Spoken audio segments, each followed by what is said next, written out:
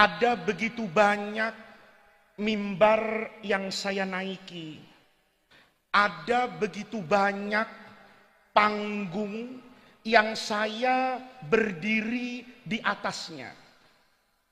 Tetapi mimbar peloso, panggung peloso itu lahu ta'mun khas, punya rasa yang berbeda. Jadi MC tadi itu salah. Saya tidak pernah punya Lailatul Badriyah. Mulai tadi sore berangkat ke sini, turun di bandara langsung ke sini, itu tidak ada. Niatan untuk memberi mauidhah hasanah itu nggak ada. Karena bukan makom saya. Ini makom aziz. Mik ini, mimbar ini, panggung ini, pesantren ini bukan orang sembarangan yang bisa berdiri di depan para kiai dan para santri. Tadi saya sudah makan, bapak-bapak. Kalau bapak belum makan kan, ya itu supaya ada bedanya antara undangan dengan penceramah. Saya diajak makan sama Romo Kiai Huda, hampir 1 jam saya ngaji tadi. Saya bilang sama Kiai, izin Kiai, mendengar nasihat Kiai Huda tadi kepada saya, itu saya sudah kepengen pulang ke Jakarta. Mau muhasabah. Saya ini rasanya sering dipanggil orang Kiai Haji. Sebelumnya mesti Al-Mukarrom. Tapi dengar nasihat Kiai Huda tadi, rasanya saya itu bukan Al-Mukarrom, Al-Muharram kayaknya. Rasanya berat betul. Itu tadi ada kopi, ada es, enak betul. Saya agak kehilangan selera. Karena sudah merasa Al-Mukarram, masuk ke hadapan beliau, itu downgrade-nya jauh banget itu. Ya, dari Mercedes turunnya ke Ayla saya itu ya. Kalau masih Innova masih mending lah, ini turunnya jauh betul. Karena saya paham betul Pak, pesantren ini itu punya arti yang tersendiri buat saya. Saya itu anaknya Kiai Sukron yang tidak pernah hatam ngaji itu saya. Tidak pernah saya hatam ngaji. Tapi tiap hataman ikut saya. Jadi saya senang betul. Saya kecil itu rasanya dulu, yang saya ingat dari peloso itu 2. Waktu masih kecil. Yang pertama Kiai Zainuddin, yang kedua Rokok Minna. Bapak saya kalau ceramah dari sini, itu di kopernya ada rokok 2 slop, mereknya Minna, bintangnya 9. Kata ayah saya, kamu kalau mau ngerokok ini boleh halalan thayyibah ini. Kalau yang lain, itu ayah saya tidak memperbolehkan saya ngerokok. Itu saya dari kecil ingat peloso, ikut datang ke sini. Makanya saya kalau datang ke pesantren model begini, itu rada takut. Saya 3 tahun yang lalu di Tegalrejo Kiai Mudrik. Untung yang datang itu Gus Yusuf di depan. Kan kalau Gus Yusuf kan tidak tahu nakalnya saya. Saya 2 minggu yang lalu di Probolinggo, di pesantren Nurul Jadid. Tiba-tiba kiainya itu ngomong sama saya. Gus, dulu Abah Kiai Sukron itu sering kesini. Kalau kesini, anaknya yang laki itu suka diajak. Anaknya nakal. Saya dengar kayak begitu, Masya Allah, kena mental saya. Saya bilang, Kiai, jangan-jangan Kiai, anak yang nakal, yang ngerusak tamu panggung, itu jangan-jangan anak itu sekarang mau Kiai persilahkan ngasih mauidhah hasanah di depan santri Kiai. Jadi saya itu sama pesantren kayak gini. Tadi saya makan dengan Kiai Huda itu ketemu Kiai Anim. Saya dulu mau ke pesantren. Itu karena Kiai Mahrus pernah ngomong. Saya dulu tidak mau jadi kiai. Ya, saya pikir bapak saya jadi kiai kayaknya ribet banget hidupnya. Duitnya nggak banyak. sering ditangkap masa Orde Baru gitu loh. Enakan nggak jadi kiai. Kiai Ma'ruf datang ke rumah saya. Saya masih kecil, saya tidak bisa mencerna nasihat itu kecuali puluhan tahun kemudian. Kata Kiai Ma'ruf itu begini, ini yang tersinggung marah sama Kiai Ma'ruf. Kata Kiai Ma'ruf, kalau ada anak kiai nggak ngaji, nggak masuk pesantren, itu tandanya bapaknya nyesel jadi kiai. Saya waktu itu ngerasa, kalau saya nggak ke pesantren anak durhaka saya ini. Ya, kita ini, ya saya mohon maaf ya, saya kan Gus tapi lahir di kota metropolitan. Kalau Gus Fahim kan lahirnya di pelosok, ya kan, lebih soft, lebih tenang. Saya dulu nggak mau seperti itu, tapi dengar kayak begitu, saya terlintas dalam hati saya, loh, kalau saya nggak pesantren, berarti saya ini durhaka sama bapak saya. Dulu Gus Jakarta itu yang subhat sering dikerjakan, yang haram sedikit juga kadang-kadang ditabrak. Tapi nasihat orang tua, jangan durhaka. Jangan sekali-kali durhaka sama orang tua. Karena wirid yang paling baik itu membahagiakan orang tua dengan berbakti sama orang tua, itu tarekat yang paling afdal kata orang-orang tua saya. Maka saya masuk pesantren itu. Terpaksa, ya, terpaksa saya, nggak serius amat. Serius ngelihat ngaji, itu ada 2 santri proso Bu Nyai datang ke Darul Rahman, tahun 84 mungkin, ngajar jurumiyah, namanya almarhumlah, dulu kita panggilnya Ustadz Masduki Dahlan, orang Cirebon. Itu kalau ngajar jurumiyah rumit banget. Ya. Kalau ngajar jurumiyah, diajar sama guru saya yang sarjana, itu kayaknya sederhana. Datang kiai, nih guru pelosok nih, Al-Maghfirlahu sudah meninggal beliau, itu tidak punya ijazah. Tidak punya ijazah. Tapi begitu ngajar, ra'aitul ilma. Saya melihat ilmu, bukan melihat ijazah. Kalau sekarang itu kan orang gelarnya itu serem-serem. Ya, ada yang SAG, sarjana agama, ditanya imriti lupa. Ada nggak yang begitu? Hah? Ada nggak begitu? Baca Fathul Qorib, i'rabnya itu kalau Imam Sibawayh bangkit dari kubur, nangis itu nahu dia caca itu. Saya mikir-mikir, ini orang gelarnya hebat, SAG sarjana agama, tapi kok isinya sarjana alam gaib. Ilmunya itu gaib semua Pak, sudah hilang semua. Itu guru saya. Ada satu lagi orang Ngawi, sekarang jadi Rois Suriah NO di Jakarta Selatan, namanya Kiai Lukman Hakim Zainuddin. Itu ngajarin saya Fathul Mu'in, saya masih ingat. Sebab sholatul jamaah awwalu ma furidat bil Madinah itu saya ngaji. Begitu saya ketemu nih dengan santri Peloso, dengan santri Lerboyo, dulu dengan santri Tegalrejo, saya ngelihat ada 2 di situ. Yang pertama akhlak, yang kedua ilmu. Nih. Makanya rektor itu tidak ada haulnya Pak. Saya sering ke kampus itu, saya godain kadang-kadang, Pak Rektor, kok nggak ada sih acaranya, debat, seminar, disnata, sekali-kali loh. Haul almarhumin para rektor itu kok nggak pernah ada. Anehnya lagi, kalau puasa sama lebaran itu nggak ada. Mahasiswa jangankan yang S1, yang pasca itu sowan sama rektor itu nggak ada.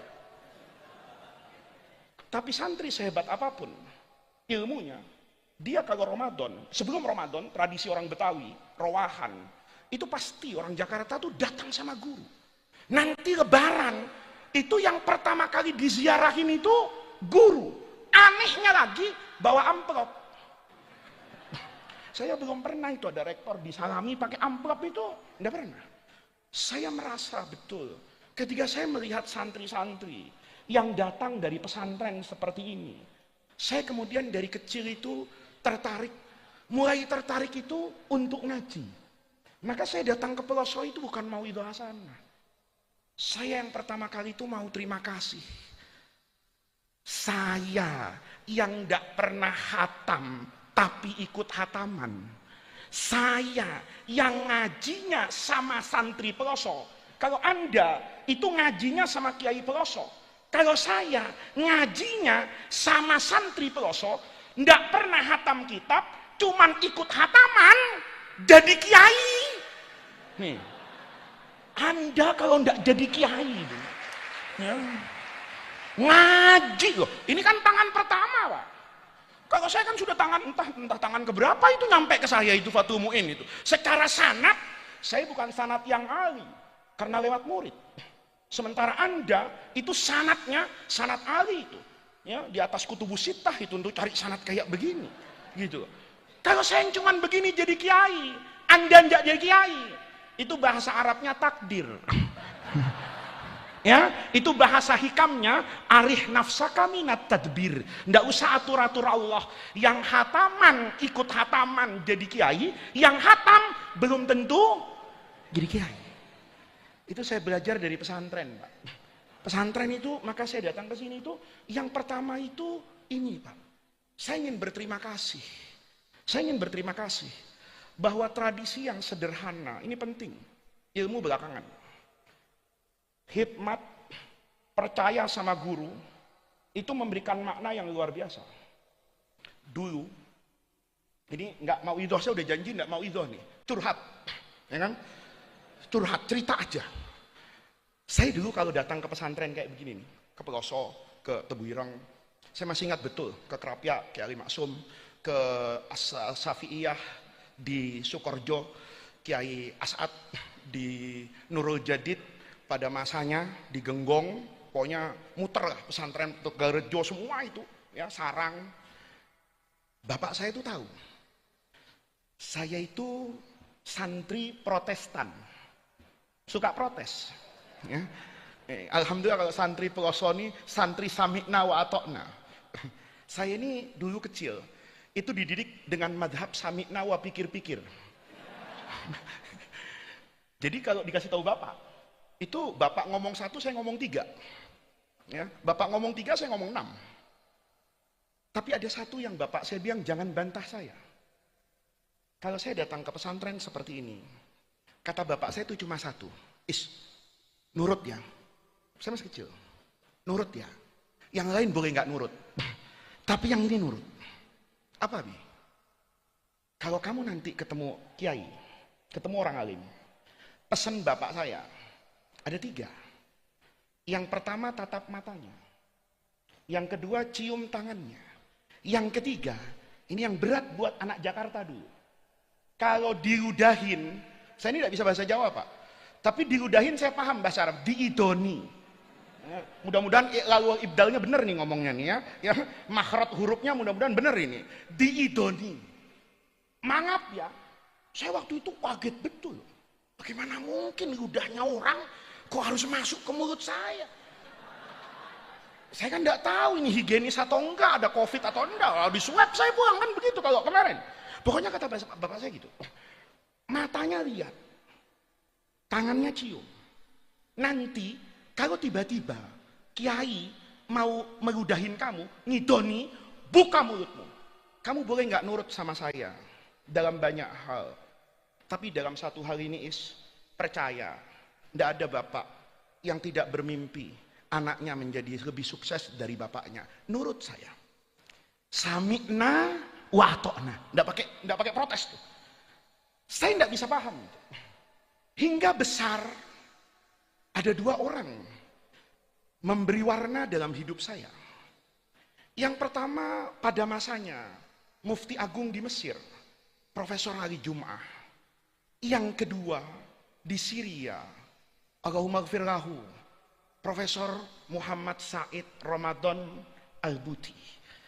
Dari beliau berdua, saya bisa memahami betapa luar biasanya tradisi orang tua di Indonesia, tradisi Ahlus Sunnah di Indonesia yang percaya betul dengan makna barokahnya guru.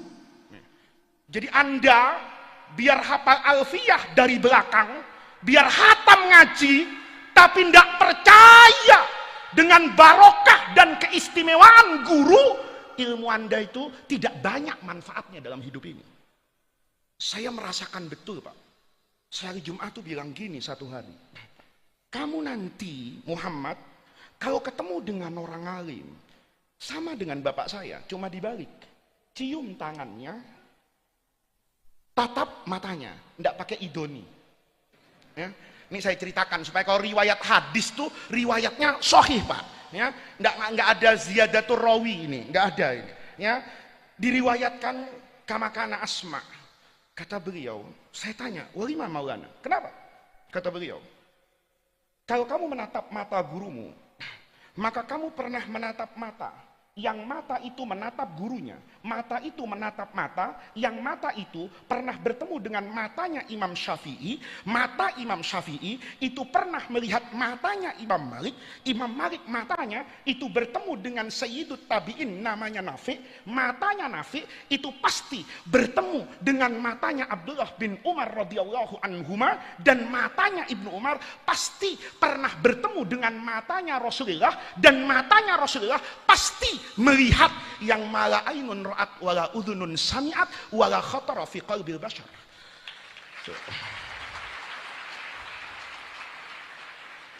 Jadi besok pagi gurumu tuh dilihat matanya, ya.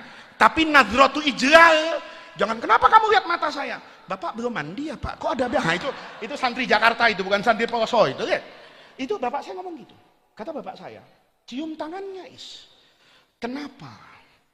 Karena kamu cium tangan, maka kamu pernah mencium tangan. Yang tangan ini bertemu dengan tangan, yang tangan ini bertemu dengan tangan, yang tangan ini bertemu dengan tangan, pasti ujungnya bertemu dengan tangannya Rasulullah. Satu hari, kalau kamu pernah ngaji di pelosok, kamu pernah ngaji di pesantren, maka kamu punya keistimewaan yang tidak dimiliki oleh banyak orang, bahwa tanganmu pernah bertemu dengan tangan yang kamu yakini tangan itu bertemu dengan tangannya Rasulullah Shallallahu Alaihi Wasallam. Nih sekarang ada yang bilang ini bid'ah, ya ini nggak ada dalilnya. Sebenarnya bukan nggak ada dalilnya, dia nggak tahu dalil, ya kan banyak orang tuh sedikit-sedikit sesat, sedikit-sedikit salah, sedikit-sedikit nggak ada hujahnya. Sebenarnya bukan nggak ada hujahnya, Pak. Orang kayak gitu tuh ngajinya kurang malam. Atau model saya, belum hatam sudah pindah pondok. Ini murid paling bahaya itu kalau santri turis. Ada santri turis, saya pernah di Jakarta itu, ada program punya pemerintah, mau berangkatkan S2 dan S3 ke luar negeri, dites. Ada satu anak dites, itu Masya Allah, ya, nilainya udah standar hasbunallah wa ni'mal wakil lah, ya. Tinggal kita katakan, apa hasilnya Gus? Ya innalillahi wa inna ilaihi raji'un. Tapi CV-nya keren banget. Kan sebelum masuk ke ruang ujian, dia harus melampirkan CV-nya. Kalau pendidikan akademis, S1-nya di mana? Kalau pesantren, mesantrennya di mana? Dia nulis pesantren besar di Indonesia lebih 10. Tapi saya tanya dalam soal mubtada khobar, itu diem nggak jawab. Baru sampai mubtada khobar itu, saya tanya, "Loh, kamu mesantren bener?" "Bener." "Lah masa yang kayak begini alumni pesantren nggak tahu? Kamu mesantren di sini kan, di sini kan?" "Iya Gus. Tapi masalahnya di pesantren yang pertama itu seminggu saya." Terus begitu seminggu ada teman bilang pesantren sana bagus, saya pindah. Begitu pindah berapa lama? Ternyata laisal khobar kal muayana. Apa yang kita dengar itu tidak sama dengan apa yang kita rasakan. Terus pindah lagi. Wah, akhirnya alhamdulillah 10 tahun babut toharoh itu baru istilahan dengan lugotan wastilahan. Nah, itu penyakit. Maka Anda jangan orang yang punya penyakit. Dulu saya, itu Prof. Ali Jum'ah ngasih makna ayah saya begitu. Di Idoni, di Damaskus itu, di Masjid Bani Umayyah, itu Prof. Said Ramadan ngomong gini. Dulu di Damaskus, itu ada pondok, ada pesantren yang menjadi kiblat al muslimin. namanya Darul Hadis. Semua orang itu bermimpi ngaji mesantren di Darul Hadis. Termasuk siapa? Alim besar dalam mazhab Syafi'i. Saya sudah tidak harus nerangkan manakibnya. Imam Taqiyuddin As-Subki itu datang ke Darul Hadis Al-Ashrafiyah, niatnya mau ngaji sama Imam Nawawi. Kan Imam Subki itu ditanya, lima qasatan Nawawi, kenapa kok yang dipilih mau ngaji sama Imam Nawawi? Jawabannya sederhana, karena karangannya itu lahul qabul, diterima orang. Anda bisa bayangin, Imam Nawawi itu wafat usianya belum 50 tahun, tapi berkahnya luar biasa. Yang pertama, Nawawi itu jadi nama orang di Indonesia. Padahal itu nama kampung di Damaskus, namanya Nawa. Seandainya tidak ada orang alim besar yang jadi imam, Abu Zakaria Yahya bin Syaraf An-Nawawi, maka tidak ada orang di dunia ini namanya Nawawi. Coba ada Nawawi ketangkap KPK, mau anaknya dinamakan Nawawi? Nggak ada. Nggak ada. Semua orang kasih nama An-Nawawi itu karena tahu ada Imam An-Nawawi. Siapa di dunia ini yang bisa membantah bahwa buku yang paling banyak dicetak di dunia ini ba'dal mushafis syarif, setelah Al-Quran, itu Riyadhus Shalihin. Kita datang ke satu masjid nyari Fathul Mu'in, mungkin ada yang tidak ada. Kita cari Sahih Bukhari, kayaknya banyak masjid nggak punya. Tapi kalau Riyadhus Shalihin, rasanya itu hampir semua orang yang bersentuhan dengan ilmu pesantren itu pasti punya, pernah ngaji yang namanya Riyadhus Shalihin. Kata Imam Subki, yang ngarang kitab Arba'in itu kan bukan cuma Imam Nawawi saja. Ada banyak ulama yang ngarang kitab Arba'in. Tapi kenapa? Kalau sudah disebut Al-Arba'in, itu seakan-akan menjadi isim alam buat buku karangannya Imam Nawawi, padahal Arba'inat ini banyak. Maka melihat orang ini hebat kayak begitu, datanglah Imam Subki ke Damaskus. Sampai di sana, Imam Nawawi sudah meninggal. Kan dulu Imam Subki nggak punya WhatsApp, ya kan? Ya, kalau Imam Subki punya WhatsApp grup para ulama Asy-Syafi'iyah, kan nanya, gua mau ke Damaskus, ya kan? Maaf pakai gue, lupa. Kebiasaan ceramah di Jakarta. Saya mau ke Damaskus, kan pasti tahu kalau ada WhatsApp grupnya. Karena tidak ada, dia sampai. Maka ketika orang alim besar hebat ini sudah tidak ada, itu tidak berarti kehebatan orang ini tidak bisa kita dapatkan. Jasadnya boleh berpindah dari alam dunia ke alam barzah. Orangnya boleh tidak terlihat. Tapi kata Imam Subki, tunjukkan kepada saya di mana, kalau sekarang itu ubin, apa ubin itu ya? Keramik lah ya. Keramik tempat yang dulu Imam Nawawi itu pernah ngaji. Lihat. Ditunjukin sama orang Damaskus, di sini. Kalau sholat di mana? Di sana. Kalau misalnya ditanya, jawab pertanyaan, berfatwa di mana? Di situ. Kan keluar, Pak. Di I'anatul Talibin juga ada itu di muqaddimahnya. Wa fi daril hadis latifu ma'nan. Saya begitu masuk pesantren Darul Hadis, ada latifu ma'nan. Ada aura keagungan yang menyentuh rasa terdalam hati saya, yang itu hanya dimiliki oleh imam besar yang namanya Imam Nawawi. Ala bustin laha asbu wa awi. Ini sudah ada di hadapan saya. Maka izinkan saya, mohon maaf saya tidak tahu bahasa yang bagus, berguling-guling di atas lantai itu. Kenapa? Jadi Bapak, Imam Subki itu, semua lantai itu dicium-cium. Bahkan dalam banyak riwayat, ya tamarrohu tamarruhud dabbah, kayak kucing kalau dimandi itu, ya. Kucing kan kalau habis junub begitu tuh, langsung di pasir ya. Mudah-mudahan santri peloson tidak ada yang kayak begitu ya. Itu ya tamarroh itu muter-muter. Ditanya sama muridnya, Anda alim besar, apa yang Anda lakukan di sini? Lali, kata beliau itu, an amassa bihurri wajhi makanan massahu qadaman Nawawi. Saya berharap ada tempat yang dulu diinjak oleh Imam Nawawi, itu sekarang bersentuhan dengan muka saya. Mudah-mudahan dengan itu saya dapat barokahnya Imam Nawawi.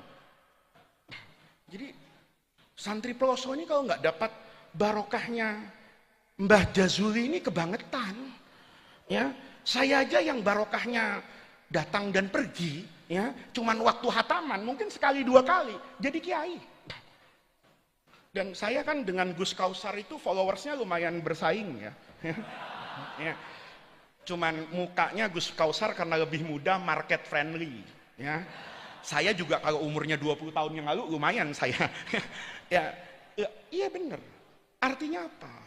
Para santri di Peloso itu yang pertama bukan ilmu. Yang pertama itu pengabdian kepada ahlul ilmi. Pondok ini karomah.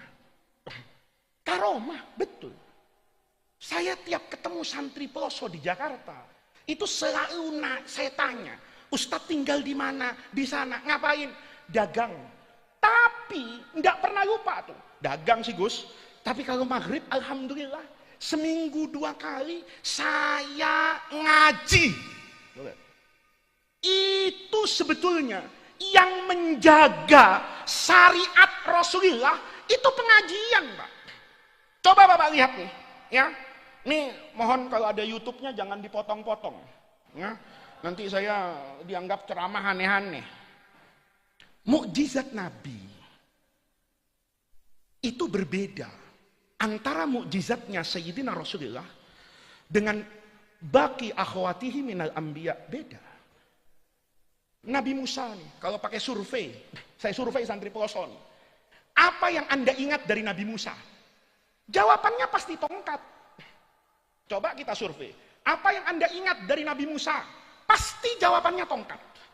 Apa yang Bapak tahu dari Nabi Ibrahim? Pasti nggak mempan dibakar. Bener nggak?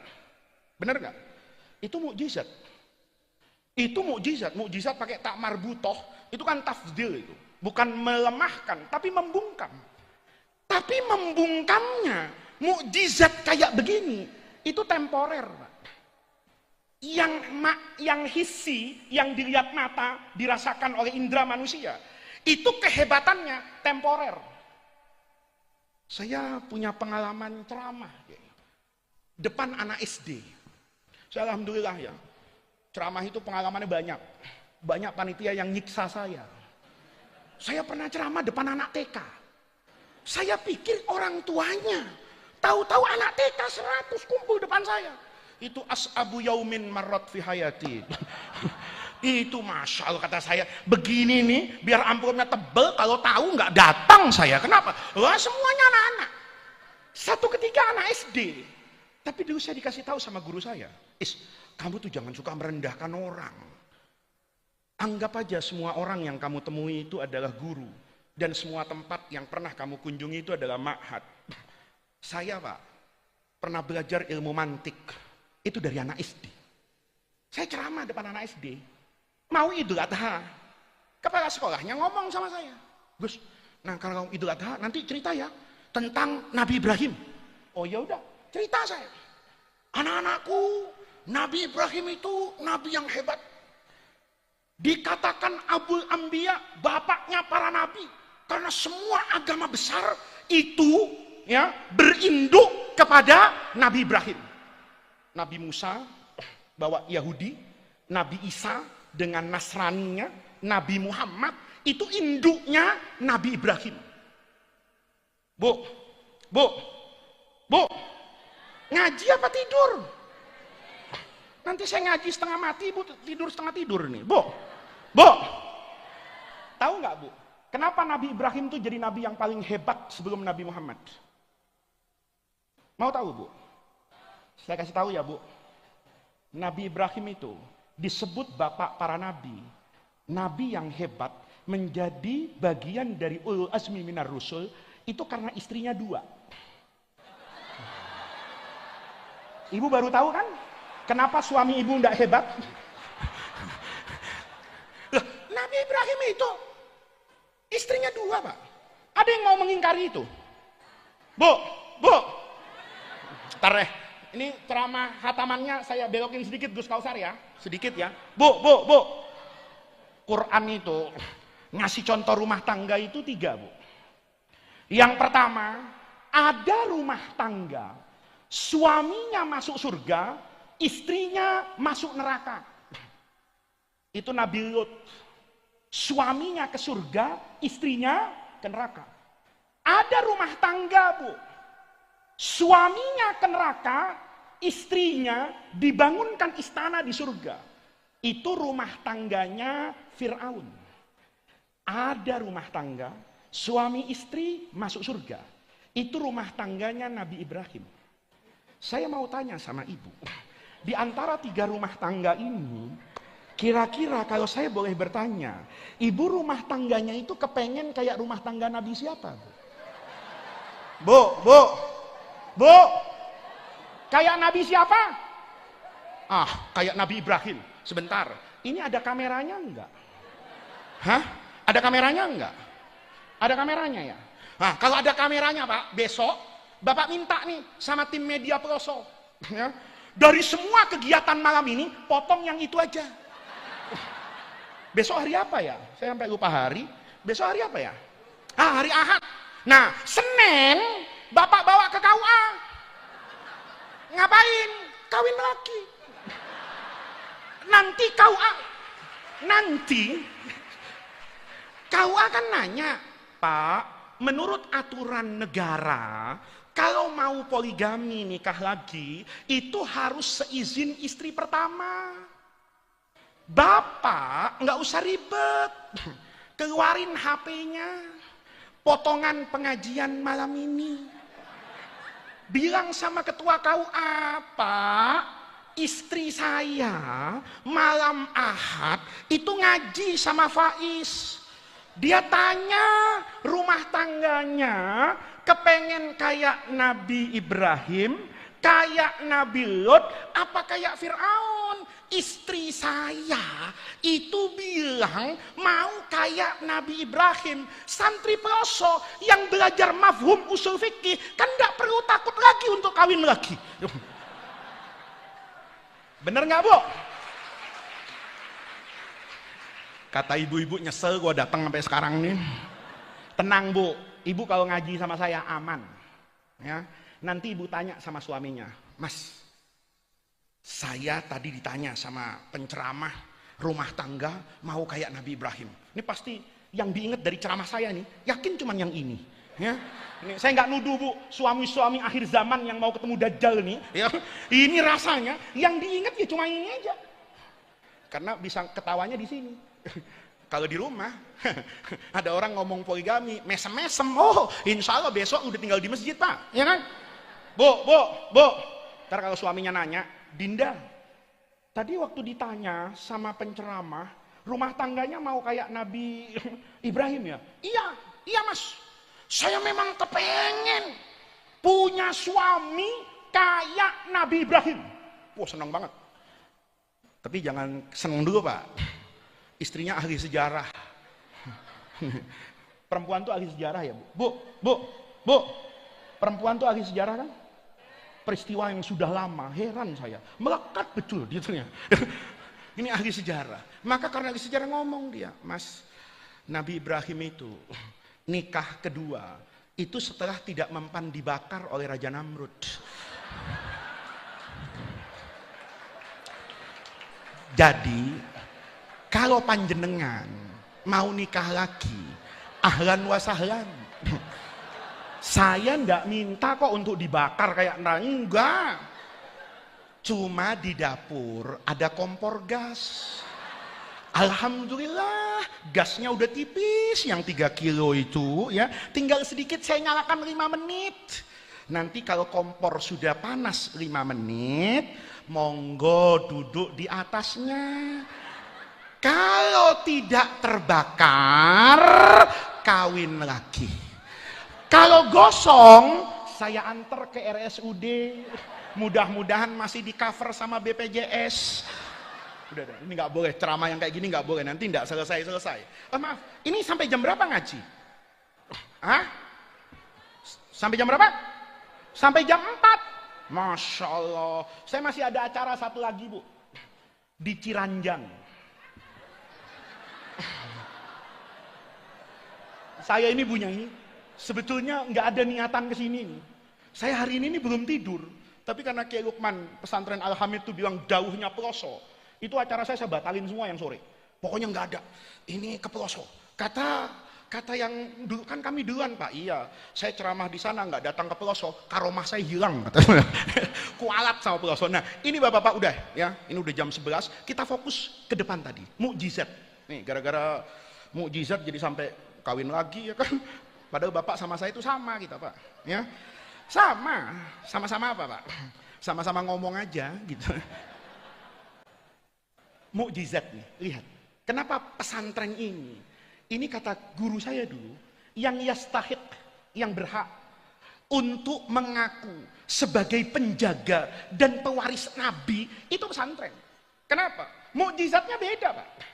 Kalau mukjizat isi kayak Nabi Ibrahim, itu memang mengagumkan. Melawan kebiasaan, melawan hukum alam. Orang semua tahu kok, yang namanya api itu panas. Sudah panas, membakar. Tapi berhadapan dengan Nabi Ibrahim, yang panas jadi dingin, yang membakar jadi aman. Hebat nggak? Hebat nggak? Hebat. Saya ceramah depan anak SD, lupa saya. Kalau anak SD sekarang tuh generasi Samsung dan generasi iPhone. Ada anak satu saya ceramah begitu, angkat tangan interupsi. Baru kali itu saya ceramah diinterupsi orang. Saya baru kali itu seumur hidup ceramah diinterupsi orang, ya baru kali itu. Angkat tangan dia. Pak, saya mau ngomong. Saya pikir ngomong apa anak ini? Masih pakai pempes, ngerti apa tuh saya? Karena ngotot, saya ajak naik ke atas mimbar. Ayo naik. Ada apa nak? Saya nggak setuju dengan ceramah Bapak. Ceramah Bapak tuh salah. Saya agak kena mental tuh. Baru kali itu saya bilang, saya sejelek-jeleknya nih Kiai, saya masih katib Suriah PBNU ini. Ya. Paling enggak masih ada ilmu-ilmunya dikit, disalahkan sama anak SD. Saya tanya, kenapa nak? Begini Pak, kalau ukuran kehebatan orang itu diukur karena enggak mempan terbakar, maka Bapak katakan Nabi Ibrahim hebat, maka hari ini Nabi Ibrahim itu sudah sama tetangga saya. Saya kaget, tetanggamu nak? Iya, siapa tetanggamu? Nabi Ishak bukan, Nabi Ismail bukan, Kiai bukan. Siapa nak?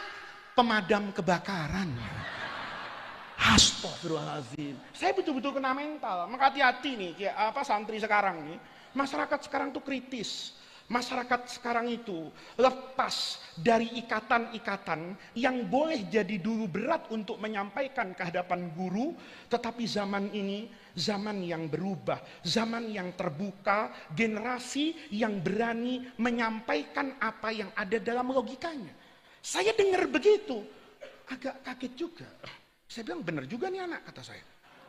Kenapa? Nabi Ibrahim kan gak ada skenario dia mau dibakar. Begitu mau dibakar, kan malaikat Jibril turun. Bawa jimat bersertifikat halal. Untung nahunya tidak salah itu. Ya naru, nakiroh. Kalau nakiroh kan semua api. Nabi Ibrahim, tidak tahu saya Nabi Ibrahim pernah khataman Alfiyah atau enggak ya. Tapi Nabi Ibrahim tenang. Begitu Jibril bilang, ya naru. Oh berarti semua api. Kan istighraq ini.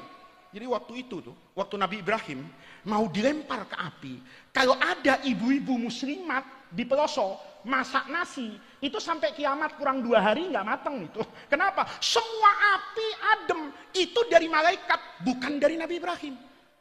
Nabi Ibrahim nggak mau masuk api karena harus bertemu dengan api. Allah kasih pertolongan. Pemadam kebakaran, ada api dicari. Ayo, di Kediri misalnya, ada dinas pemadam kebakaran. Nauzubillah, ada kebakaran. Begitu kita lapor, Pak, kebakaran.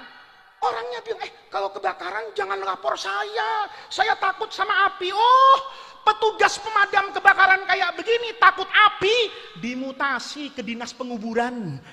Kenapa? Di kuburan tidak ada apinya, kan begitu Pak. Lihat, dulu hebat, hari ini mungkin tidak hebat-hebat banget.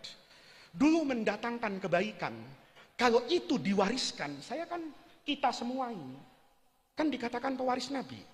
Apa yang kita warisi dari Rasulullah? Quran. Apa yang kita warisi dari Rasulullah? Hadis. Yang lain-lain itu nggak penting. Anda bisa bayangin, kalau mukjizat nabi-nabi terdahulu, termasuk Nabi Muhammad yang model begini, bisa diwariskan kepada ulama, rusak dunia. Rusak dunia. Ayo, Nabi Soleh. Bapak kenal Nabi Soleh nggak, Pak? Pak, Bapak nih dipanggil diem, matanya melotot, takut saya. Pak, tahu Nabi Soleh nggak? Tuh sekarang jamaah umroh tuh sering diajak ke Mantikoh Ula, namanya Madain Soleh. Itu dulu tempatnya Nabi Soleh. Nabi Soleh ini insinyur teknik sipil, Pak. Kalau gambarnya bagus, dipegang nyata. Oh, kalau ilmu itu turun ke saya, hancur dunia. Ayo, nih santri mau hataman nih 700. Saya yakin nih aglabuhum jomblo nih. Ya. Ini kelihatan kok dari casing-casingnya nih jomblo la haula wala quwata kok model-modelnya ini. Ya. Ini kalau jomblo nggak usah lihat santri putri. Kalau saya mewarisi ilmunya Nabi Soleh, warisannya Nabi Soleh, tinggal datang ke saya. Gus, saya kepengen punya istri. Oh gampang kata saya. Bawa kertas ya. Jangan lupa alat gambar. Siap. Saya tanya, istrimu mau casing iPhone Pro Max 16 apa Samsung S25 Ultra? Mau casing 2024 atau casing 1970 di angkatan saya? Silakan Anda pilih. Dia pilih, oh saya mau istri 2025. Tinggal digambar. Saya gambar, bisa nego lagi. Ini muka istrimu. Wah saya kepengen mancung, tapi ini bukan mancung Gus, ini petro kepanjangan. Gampang tip ek. Iya kan, rambutnya begini, tingginya begini, begitu jadi. Yang putri juga sama, mau suami, casing kayak apa, lukis, pegang, jadi. Enak gak Pak? Ada enaknya juga sih. Tol Trans Jawa Lebaran, itu gak macet Pak. Karena gak ada orang pulang ke rumah mertua. Saya tanya sama teman saya, yang istrinya model dari Nabi Soleh ini, kamu gak pulang, sowan sama mertua? Saya gak punya mertua Gus. Kok bisa? Kan istri saya keluar dari kertas. Coba lihat.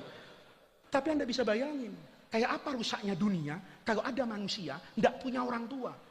Anak itu senakal-nakalnya anak, itu masih sungkan sama bapak ibunya. Bagaimana kalau ada anak lahir tanpa bapak ibu? Yang dulu mungkin mendatangkan maslahat, hari ini kerusakan. Kalau ilmu Nabi Soleh ada, mungkin peradaban ini terhambat. Anda habis acara gini lapar kan tinggal datang sama kiai. Kamu mau makan apa? Sate Madura Pak? Nggak usah bikin proposal, nggak usah cari sate, bawa kertas ke hadapan saya.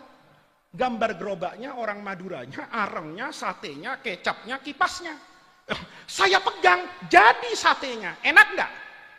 Enak buat Anda. Saya mati disantet tukang sate senusantara. Kenapa? Dia kipas-kipas tidak ada yang beli. Lihat Pak. Nabi Muhammad itu tangannya bisa keluar air loh. Semua manakib Rasulullah itu cerita. Semua kitab hadis itu cerita. Nabi itu tangannya bisa keluar air. Tapi saya yakin tidak semua santri tahu. Dan itu tidak apa-apa. Karena yang harus diketahui dari Nabi itu Qur'annya. Yang harus diketahui dari Nabi itu hadisnya. Yang harus kamu ingat dari Nabi itu akhlaknya. Kalau keluar air, belum tentu. Ayo. Kalau tangan saya nih bisa keluar air, saya nggak datang ke sini Pak. Kenapa Kiai nggak datang? Repot. Kiai kan sekarang jualan galon. Kok jualan galon itu Faiz isi ulang? Kenapa? Dia nggak modal. Tangannya begini pipa se-Jakarta nyambung. Coba. Apa manfaatnya? Kalau tangan saya keluar air, sementara Allah menitipkan bumi ini keluar airnya. Tapi apa bahayanya? Kalau anak bapak ini nggak ngaji ini, apa bahayanya Pak? Bahaya buat Islam. Kenapa? Karena agama Rasulullah ini mayoritas itu hanya bisa dihakimi, dihukumi, dijelaskan kalau Anda ngaji. Anda nggak ngaji nggak bisa. Dulu ada orang alim, mudah-mudahan Santi Pelosok nanti bisa melihat dunia. Di Abu Dhabi itu ada Syekh Mahfud. bin Bayyah, Abdullah bin Mahfud bin Bayyah, orang Britania. Beliau bilang gini, agama ini kebanyakan syubhat. Dulu saya pikir syubhat itu rezeki. Taunya enggak. Kata beliau, ketika Rasulullah bicara al-halalu bayyinun wal haramu bayyinun, riwayat Bukhari Muslim wa bainahuma umurun mustabihat, riwayat Bukhari wa bainaha musabbahat. Ini sama maknanya. Di antara yang halal dan haram itu ada apanya itu? Yang syubhat. Salat kita ada syubhatnya loh. Nabi cuma bicara kan, shallu kama ra'aitumuni usolli. Nabi takbiratul ihram, Nabi baca doa iftitah, Nabi baca Fatihah, Nabi baca surah, Nabi takbir, Nabi ruku. Tapi kita nggak pernah tahu tuh. Sebetulnya yang rukun sholat itu apa? Kata Imam Syafi'i misalnya, baca Fatihah itu rukun sholat. Anda nggak baca Fatihah, sholatnya nggak sah. Kenapa Imam Syafi'i ngomong begitu? Karena Nabi bersabda, la sholata illa bifatihatil kitab. Anda yang belajar alfiah kan tahu la itu apa, illa itu apa. Nggak sah sholat itu kecuali baca Fatihah. Kata Imam Abu Hanifah, pakai gurunya nggak begitu. Qur'annya bilang kok, fakra'u matayasyara minal Qur'an. Orang baca surah apa aja, sependek apapun, asal baca, sholatnya sah. Nanti yang menjelaskan ke masyarakat siapa? Ini kan banyak orang, dikit-dikit ikut Quran, ikut hadis. Itu ketahuan orang tuh tidak pernah ngaji Quran, tidak pernah ngaji hadis. Kalau orang tahu agama, dia pasti datang ke pelosok untuk ngaji. Ayo. Kalau pertanyaannya, mana yang halal, mana yang haram, gampang. Anda nanti pulang ke kampung, ditanya apa hukumnya daging babi, gampang. Nggak usah ngaji di pelosok tahu, haram. Apa hukumnya makan daging sapi, halal. Asal sapinya sendiri, halal dimakan, bener kan? Kalau pertanyaannya kayak gitu, gampang. Tapi dunia itu bukan cuma sapi dengan babi. Masalahnya, ada binatang yang nyusahin bahsul masail. Ada binatang yang nyusahin kiai. Mau tahu namanya? Namanya anjing laut. Mau dibilang anjing di laut, mau dibilang ikan, mukanya anjing. Ditanya, kamu ini keluarga siapa? Nggak jawab. Ditanya kartu keluarganya, nggak ada. Didudukkan, repot. Ayo. Tahu anjing laut kan?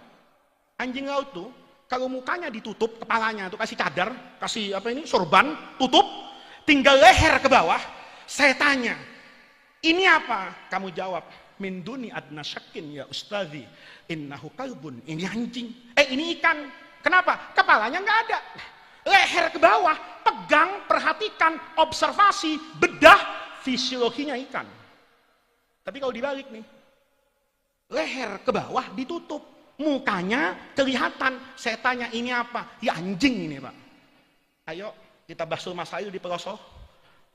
Sampai Nabi Isa mau turun, ya, itu ndak akan ada hukumnya. Boleh jadi kata saya, anjing laut itu hukumnya haram. Boleh jadi kata Gus Kausar, anjing laut itu hukumnya halal. Kenapa? Ilmu yang membedakan. Di mata saya, anjing laut itu hukumnya haram karena keanjingannya lebih kuat daripada keikanannya. Kata Gus Kausar, ini haram, ini halal, ini halal. Kenapa? Karena keikanannya lebih kuat daripada keanjingannya. Anda mau cari dalilnya, mau cari takbirnya, nggak ketemu. Karena Rasulullah nggak pernah ke laut. Rasulullah nggak bahas itu. Di situ untungnya. Coba anjing laut ada di Quran, anjing laut ada di hadis. Pensiun kiai semua ini. Maka itu, ya, ini bagian akhir.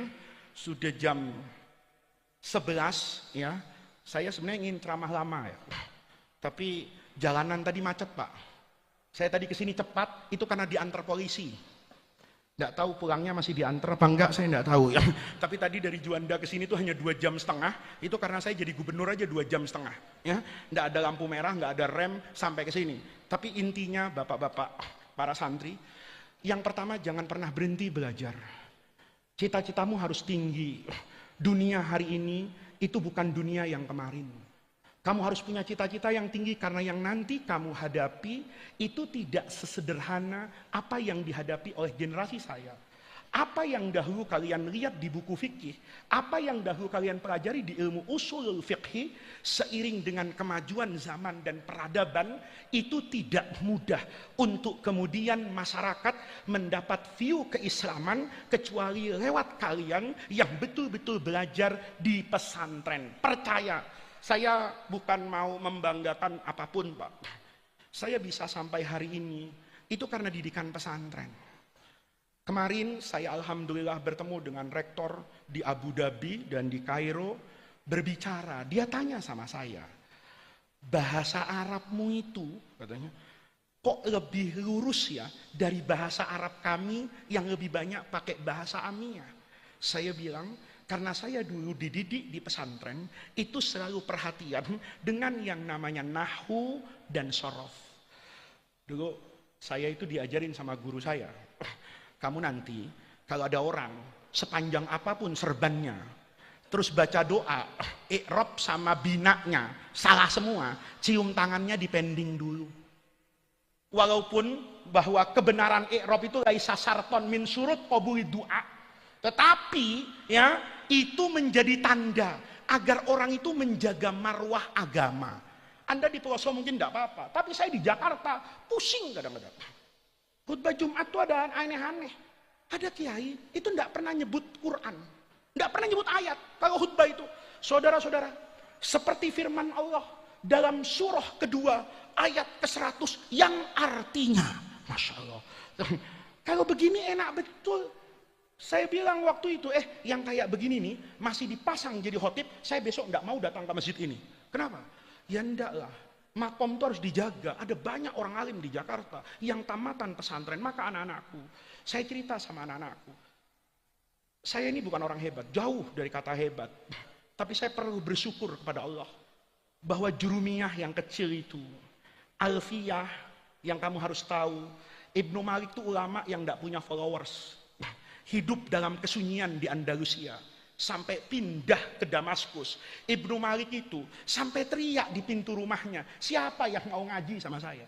Nanti anak-anakku, kalau punya uang, kamu berangkat ke Maroko, lihat kuburannya Sohib Jurumiyah itu, Ibnu Ajurum itu, sepi, tidak ada orang berziarah. Kuburannya pun sangat amat sederhana, tapi tanpa banyak orang tahu bahwa kitab Jurumiyah yang tipis itu yang mengantarkan ulama-ulama kita menjadi lentera buat negeri ini, yang mengantarkan kita melihat Pelosok seperti hari ini. Siapa yang tidak bangga dengan karomahnya Mbah Jazuli ini? 700 hafal alfiyah. Saya Gus Kausar kalau dites alfiyah sekarang kayaknya udah lupa, ya, banyak lupanya saya. Ngelihat kayak begini kan kepada Allah tenang. Oh enggak apa-apa, saya tidak hafal alfiyah, lupa, ya tidak apa-apa. Tapi ada ratusan di Pelosok, ada ribuan di Jawa, ada puluhan ribu di Indonesia. Ini karomah yang menjaga ajaran Rasulullah, karena Quran dan hadis itu nanti kebenaran dan keagungannya hanya bisa dibangun dengan ilmu. Itu yang pertama. Yang kedua, khidmat sama guru. Saya dulu diajarin betul Imam Ghazali itu. Imam Ghazali itu kan bapaknya, itu bukan ulama. Bukan ulama, cuma yaro anna fi khidmati ahlil ilmi itu ibadatan yataqarrabu biha ilallah. Ayahnya Imam Ghazali itu kalau ngelihat orang alim itu cuma seneng, ya Allah saya ini bodoh, mudah-mudahan nanti anak saya kayak gitu. Sendalnya dirapikan, giliran pengajian di masjid itu ditus itu bawa apa itu cangkir ngisi teh. Itu bukan orang yang punya nasab keilmuan, tapi anaknya dua-duanya kotkana menjadi apa yang diimpikan oleh ayahnya. Imam Syafi'i anak-anakku, Imam Syafi'i itu bagaimana tidak berkhidmat kepada guru-gurunya. Imam Ahmad bin Hambal itu beliau mengatakan, saya tidak pernah sholat fardu kecuali setelah sholat itu saya ad'u lisyafi'i. Berbeda pandangan dengan guru itu tidak persoalan. Yang menjadi persoalan, kalau Anda sudah tidak yakin lagi dengan barokah guru dan Anda tidak cium tangan dengan guru, itu kiamat buat pesantren. Imam Syafi'i itu duduk 13 tahun di kakinya Imam Malik.